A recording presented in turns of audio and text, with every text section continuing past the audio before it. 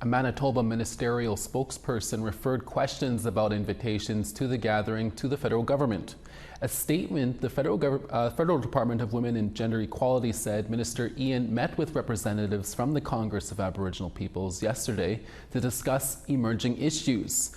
Women and Gender Equality Canada has a long-standing relationship and continues to work with the Congress of Aboriginal Peoples and other Indigenous partners.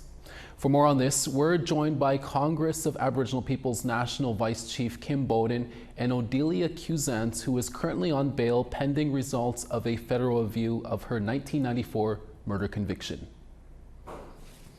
Thank you both for taking the time to speak with us. Kim, this meeting with the federal and provincial territorial ministers and Indigenous organizations is something the Congress of Aboriginal Peoples has been attending since its inception. This year, not only weren't you invited, but the floor it was being held on was blocked off and had security keeping people out. What happened here? Well, they were directed by the ministry to block off that floor, that in particular floor, because Indigenous women were meeting, missing an Indigenous women file. And what happened is that this is actually at a prior meeting that we had at the Shaw Center in Ottawa. We were there as well because we were not invited. And so we caught wind that there was another meeting happening here in Winnipeg. And so we booked off a room, and we were hoping that other people would come in and discuss what was happening in that other meeting. That didn't happen. What they did is they put security to a point where they even told some of our delegates or some of our leaders they were not allowed to go to the second floor, and that we were actually sectioned off into a particular room and left there. And they said, no way, you're not allowed, you can't go to the second floor, you're not welcome. And that's how we felt, we were not welcome. On a file that we've been working on for over probably close to, I'd say 30 years. And yeah, and it's unfortunate because it's a very important file. We've been, like I was saying, we're knee deep into all this stuff, and CAP does make a difference. We know we do. So it was frustrating. Really briefly, can you explain why you're being blocked out of these discussions? To me, it's all about politics. And the federal government has a policy they call it a distinction-based policy approach. And they don't believe that CAP represents Métis, non-status, and also status Indians living off reserve. That's what they don't believe. And yeah, I mean, it's really frustrating. Odelia, as someone who has experienced all you have, what would you like to have added to this meeting with your voice and experience?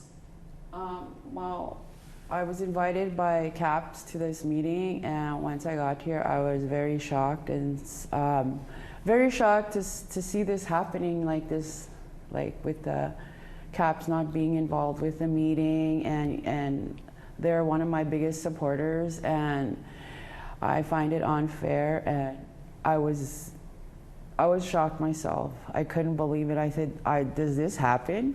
Like, even watching like the second floor security there, like it felt like, what is going on?